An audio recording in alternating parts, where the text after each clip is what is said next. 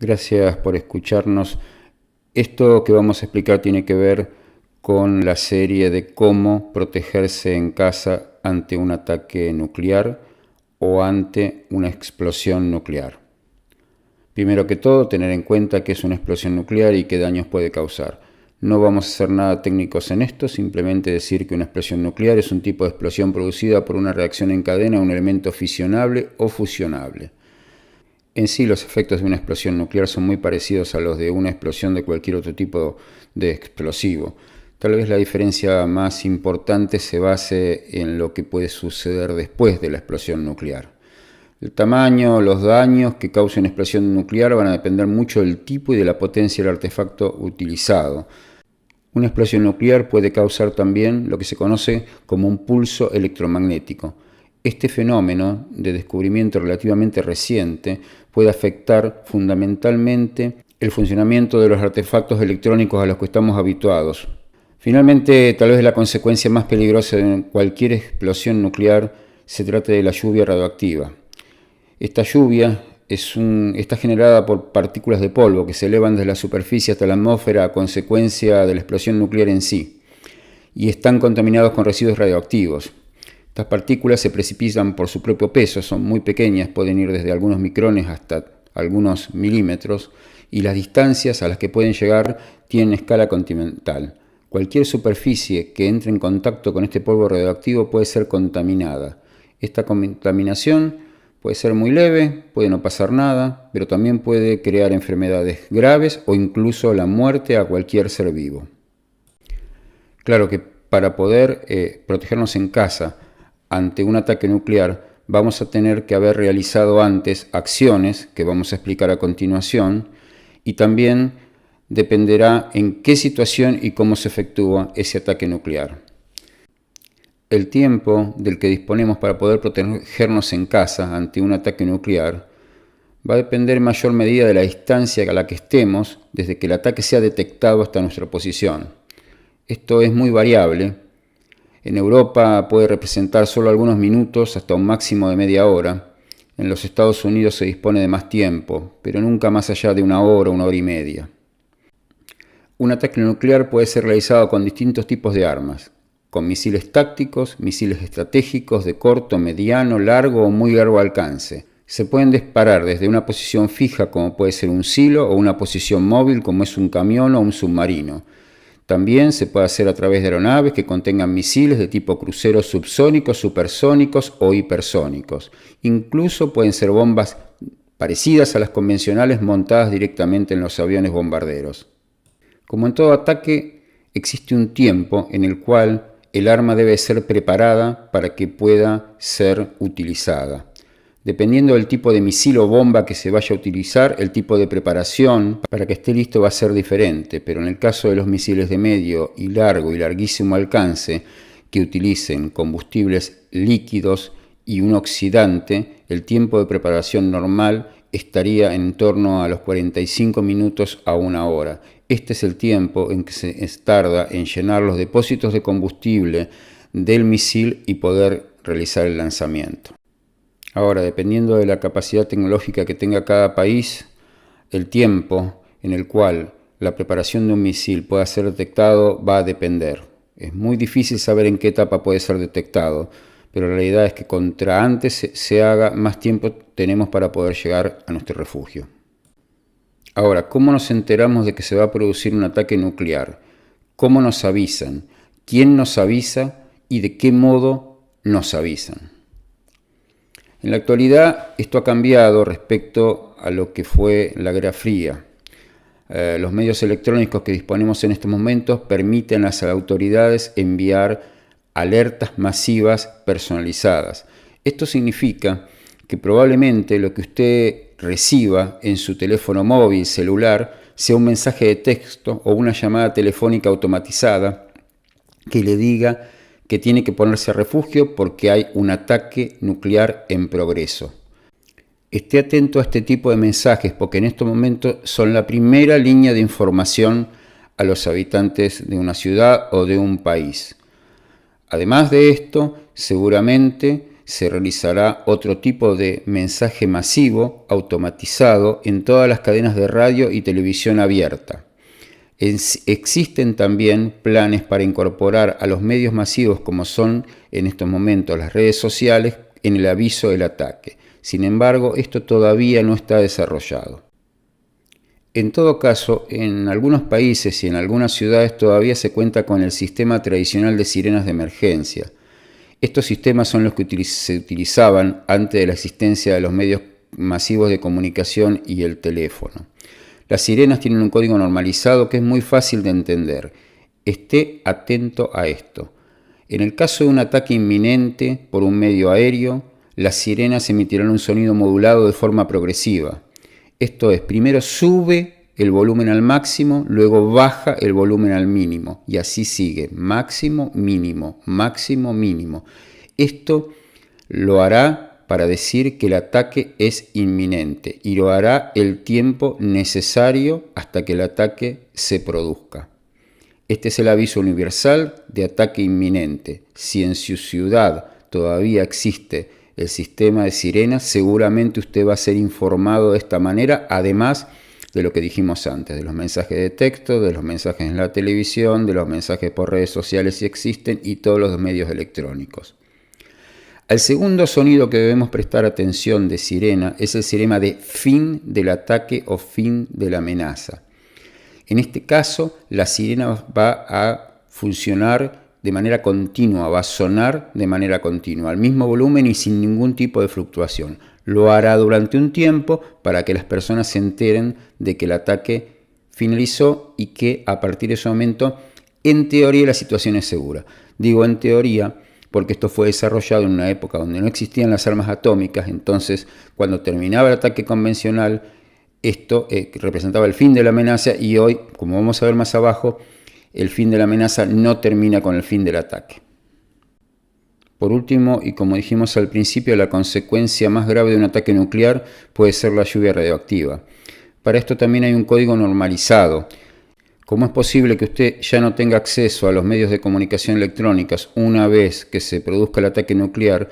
La única manera de poder enterarnos de que a continuación sigue la lluvia radioactiva van a ser los métodos tradicionales, que consisten en 3 sonidos uno después del otro.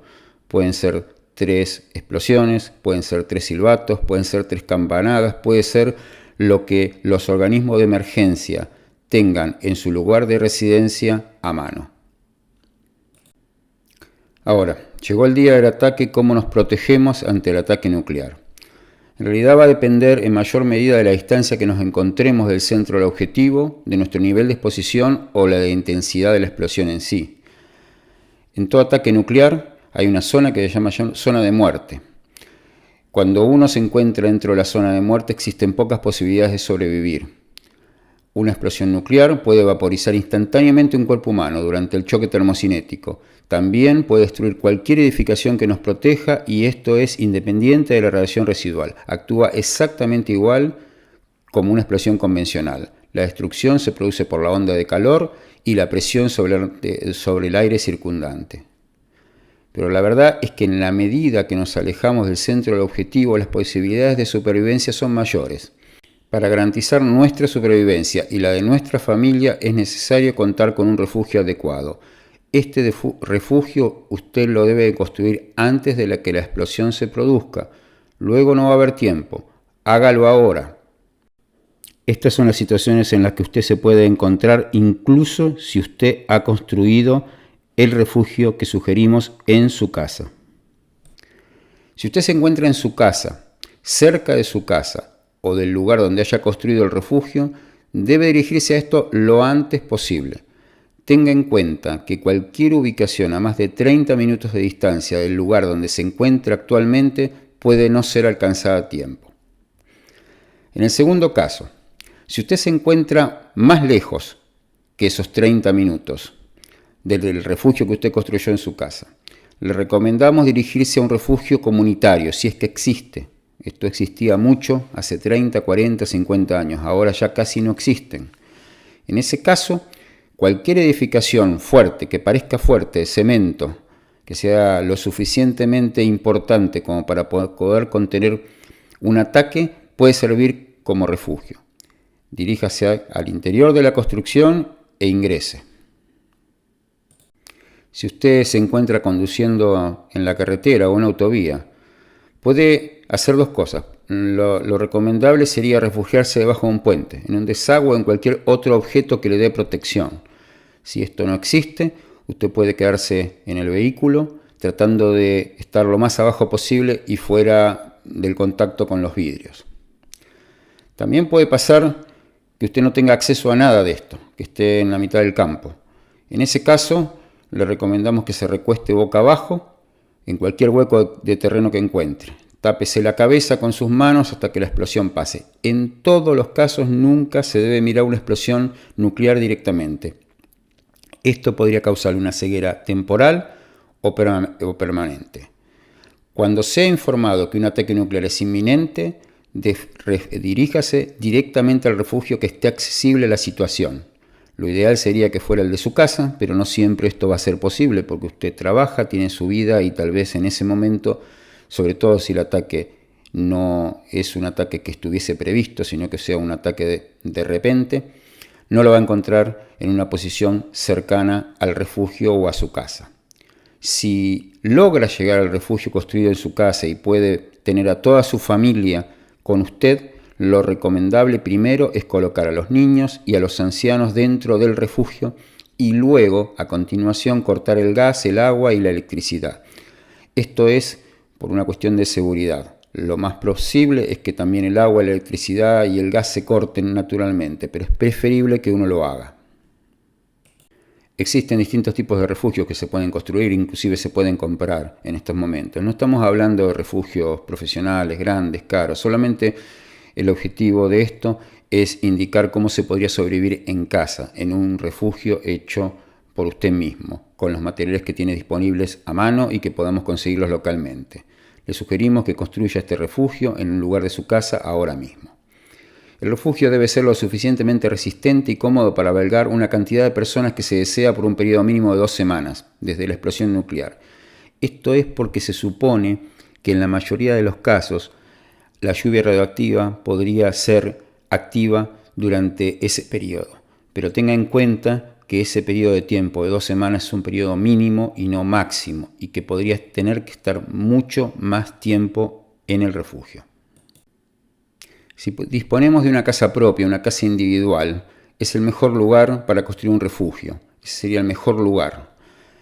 En este sería el lugar donde vamos a permanecer con nuestra familia durante un ataque nuclear y los días siguientes. Si nuestra casa es de mampostería tradicional, tendremos más posibilidades de sobrevivir. Se deberá elegir un cuarto interior. Es un cuarto que usted tenga en su casa, que no tenga ventanas directas a la calle o que estas ventanas sean pequeñas.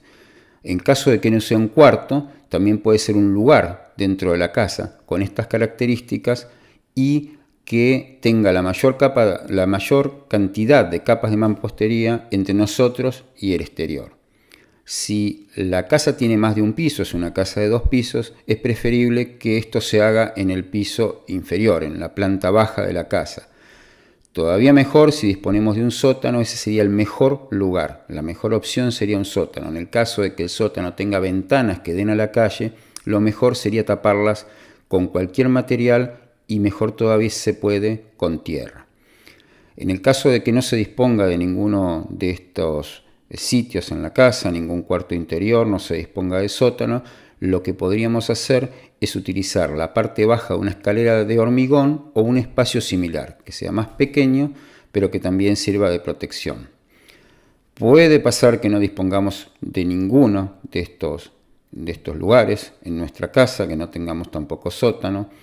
En ese caso, podríamos llegar a realizar un pequeño refugio utilizando las puertas interiores de la casa, preferentemente que sean puertas macizas.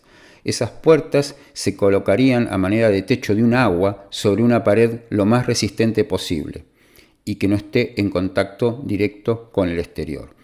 Arriba de esas puertas se colocarán maletas, cajas, muebles, cualquier material que sea resistente lo más pesado posible para que pueda servir de barrera entre nosotros y el exterior.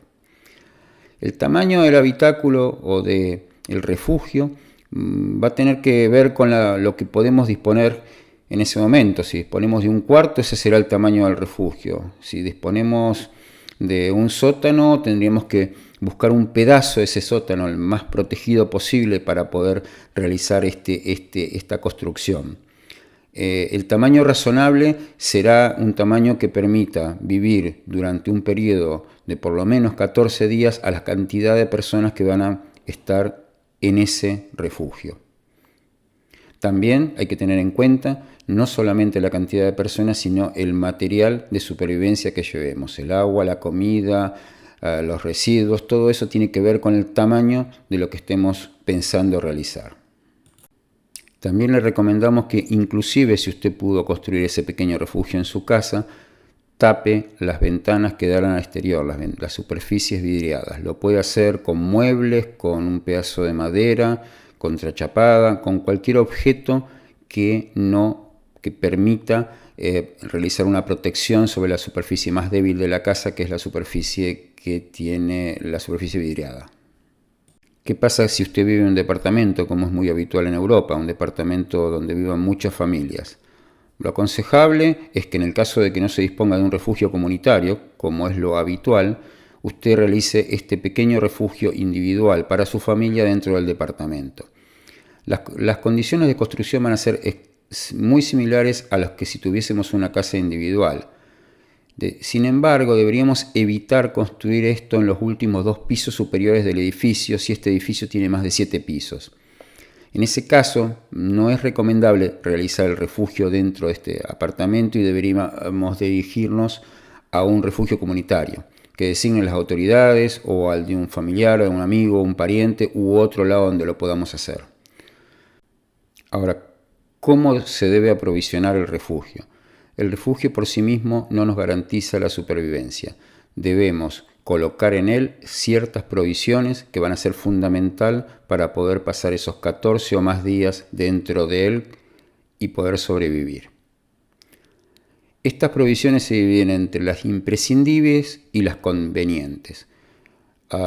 Por supuesto, las imprescindibles van a ser las que van a garantizar la vida y las convenientes van a ser las que nos las van a hacer un poco más cómodas.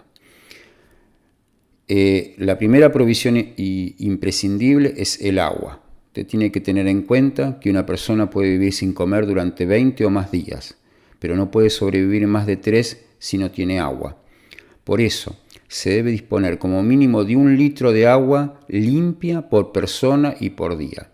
Esta agua se debe almacenar en botellas o bidones cerrados. También es posible comprar agua envasada, que sería lo más lógico y lo más práctico.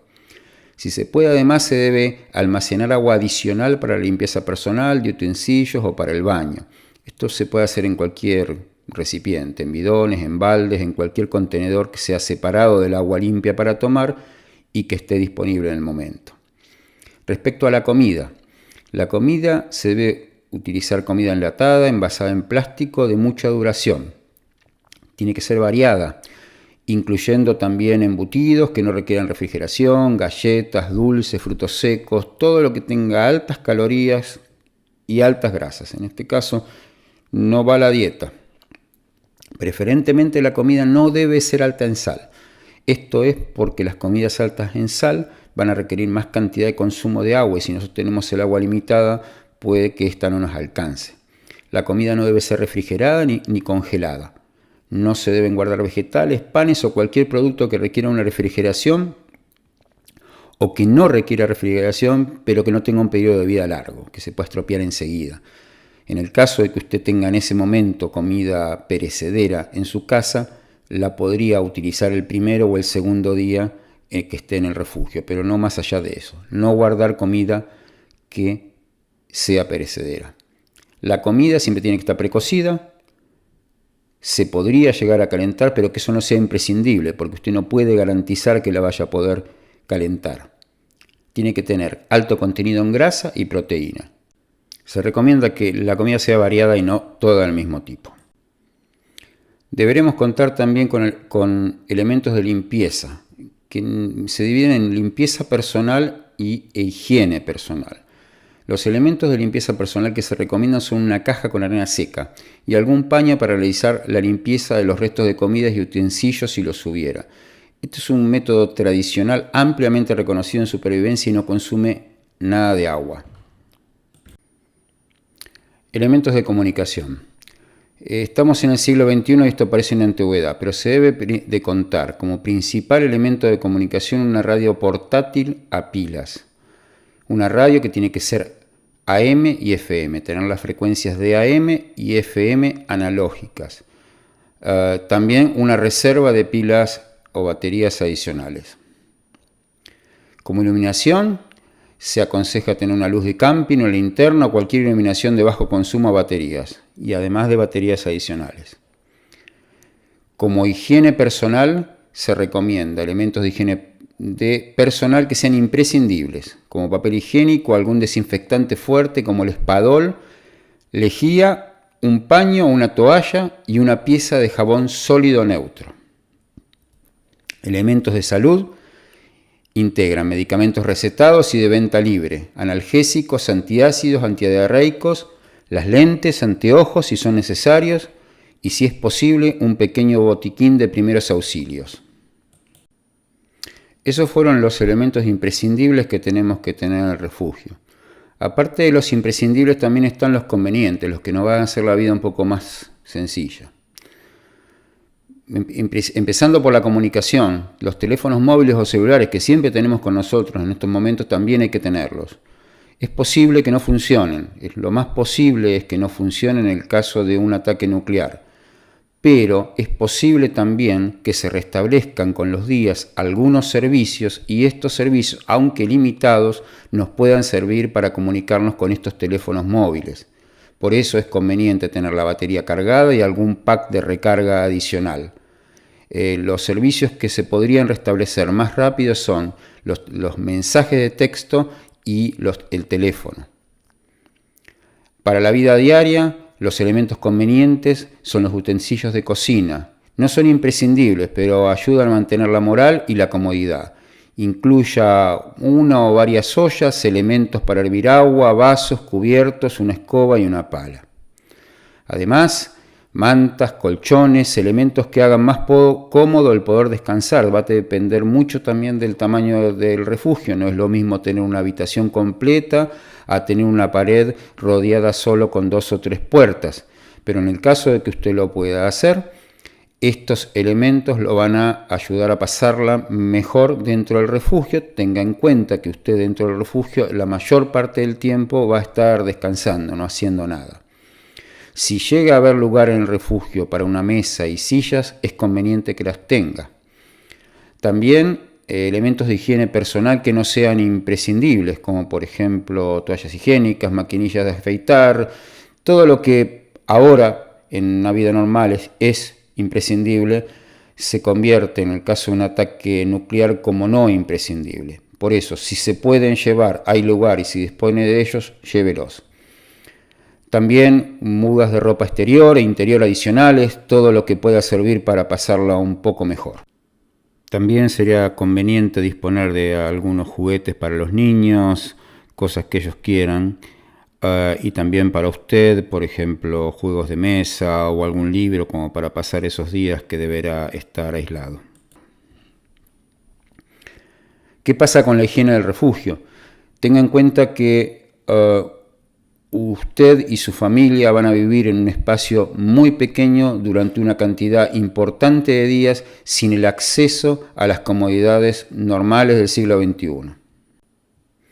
Para la limpieza general diaria se debe contar con un balde o cubo específico, con tapa y preferentemente con bolsas de polietileno de residuos de buena calidad, que sean lo más impermeable posible para los residuos exclusivos de comida y distinto al que se utiliza para las deposiciones corporales. Estas bolsas de residuos no deben llenarse demasiado y una vez que se deben desechar, se deben dejar en el lugar o en el ambiente separado del refugio.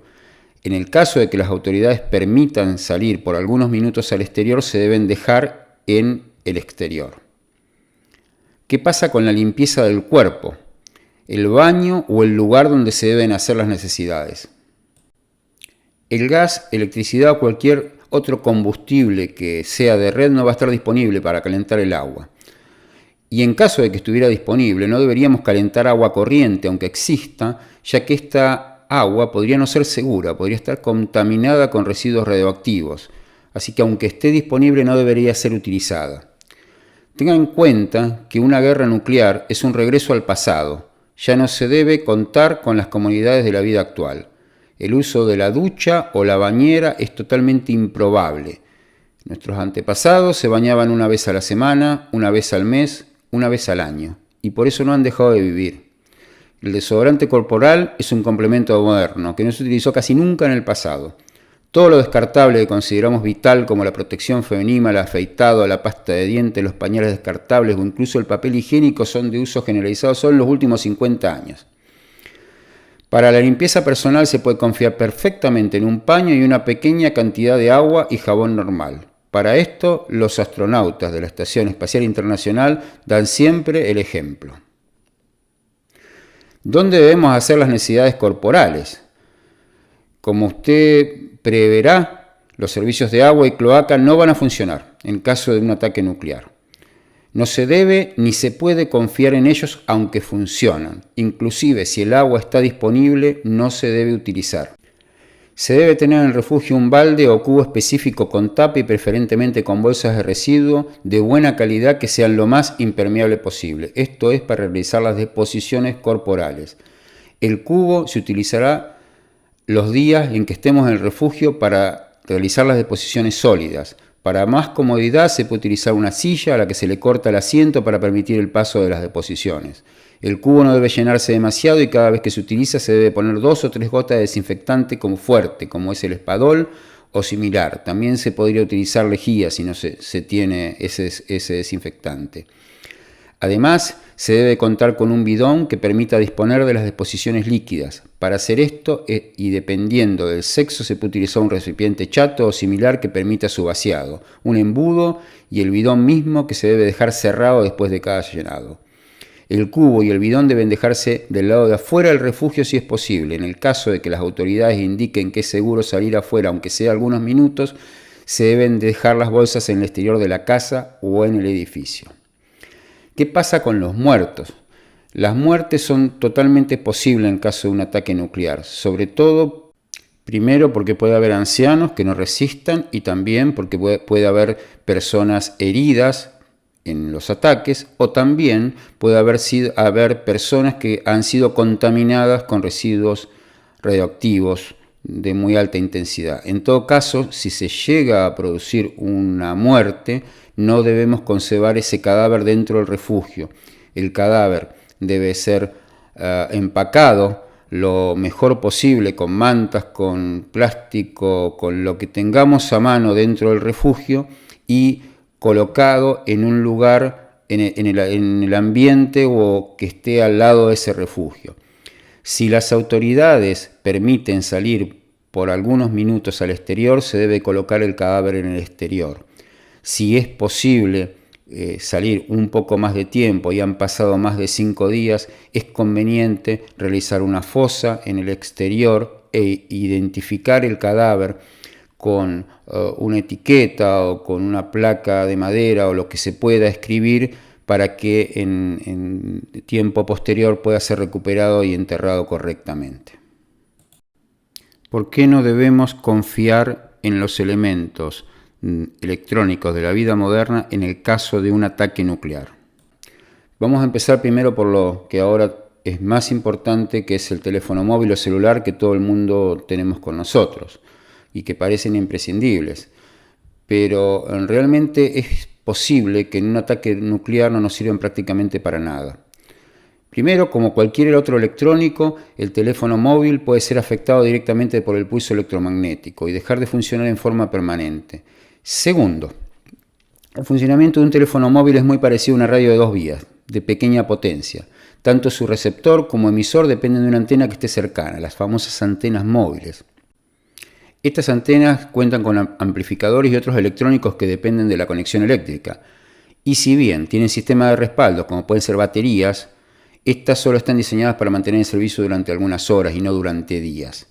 Si su teléfono no encuentra una antena cercana disponible, seguramente buscará alguna otra, incrementando la potencia hasta su límite. Esto agotará la batería prácticamente en forma rápida y si ninguna antena está disponible tampoco va a funcionar. Lo mismo es el caso de Internet. Internet fue creada como una red descentralizada. En realidad, Internet fue creada como una red descentralizada que funcionaría incluso en caso de una guerra nuclear. La realidad es que con el tiempo Internet se convirtió en una red de uso público que utilizamos todos y que cada vez es más centralizada y depende de conexiones que están sujetas a que se corten, no funcionen y eso haga que se caiga toda la red en general, por lo cual no se debería confiar en la posibilidad de disponer de Internet en caso de un ataque nuclear. Lo mismo pasa con la televisión, el cable, la fibra. Todo esto depende de electricidad y depende de módulos que están interconectados y que seguramente algunos de ellos, o la mayoría, o todos ellos no contarán con la electricidad necesaria como para poder funcionar, con lo cual toda la red estaría caída. ¿Por qué se puede confiar en la radio? La radio funciona de una manera diferente a las redes conectadas. Lo que se necesita es una antena que ya está disponible en las emisoras, además de la electricidad que puede ser generada con un generador manual, y no mucho más que eso. Por eso es que las autoridades confían en que la radio pueda ser el elemento de comunicación fundamental, sobre todo en los primeros días ante un ataque nuclear. Hay que tener en cuenta también que mientras que una red de celulares es extremadamente limitada a un espacio físico, una radio de AM puede perfectamente abarcar 500 kilómetros a la redonda con una señal. Por eso es tan conveniente disponer de una radio AM/FM portátil que funciona a batería. Si no la tiene, cómprela ahora. Conclusión. Es posible, en ciertos casos, protegerse en casa, de manera casera, de un ataque nuclear. Va a depender de muchos factores que no vamos a poder controlar. Algunos sí, algunos no. Podemos controlar, por ejemplo, la posibilidad de hacer un refugio en nuestra casa, podemos equipar ese refugio con comida y con todo lo que explicamos adelante, pero bueno, va a depender mucho si en el momento del ataque estamos lo suficientemente cerca de casa como para poder acceder a él, y después también va a depender de que el lugar donde nos encontremos no sea blanco directo de una explosión nuclear. Así que ante cualquier duda, comentario, tienen en la descripción el link como para poder acceder a este manual escrito, y muchas gracias por escuchar y muchas gracias por su atención.